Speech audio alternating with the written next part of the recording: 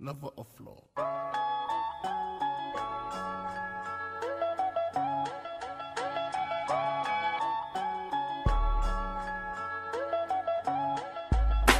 Și când te rogiu ca un prelude aprofundat în gris și studiu, că refugiu receptorul veche înzestrat cu straie de reper la 12 nivel, coaie și prin luare aminte. Deschide sufletul cu pula și simte ce scui pe la acest moment, pe acest microfon. Parcare cancer, regulez și refulez cum rolez ca un orb chel prins în vraja unei maimuțe cu studii care te induce în eroare când îți arată un caiet cu multe latitudini. Infernul sociopat, sociorealist, căiunea deschis pentru un creier închis. Aha.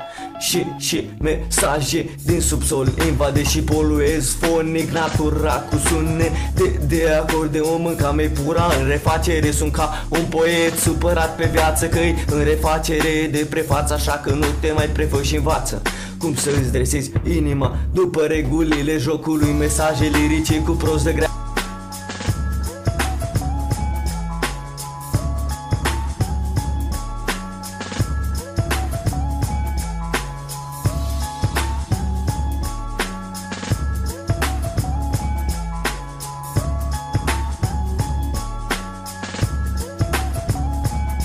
Un adevăr în cuvinte, ia și ține minte. Altă piesă monotonică, strofică, simt eseism ultrapământean. Emanuran, ai stil de băietan, dar noaptea încă și ascult salam. Câinere care face ham, nu mușcă man. Ești din generația mea, dar nu dau niciun ban pe ea.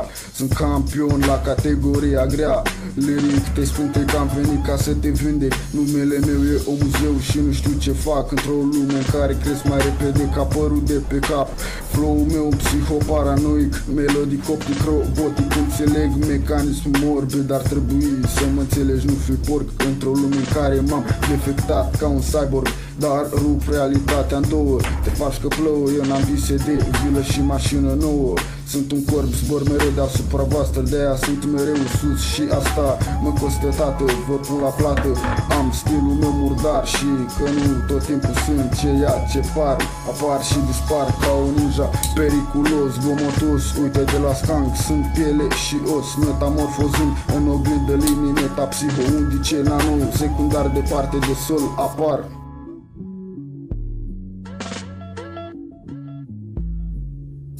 Mă manifest pe beats, dă-mi un ritm un pic să o foaie. Vezi că nu dau aiurea, bă, coaie. Fac tot ce-mi place, vă urez pace. Trec prin viață, că viața e scurtă.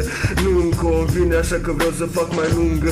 Starea financiară nu mă ajută, lumea în care trăim e urâtă.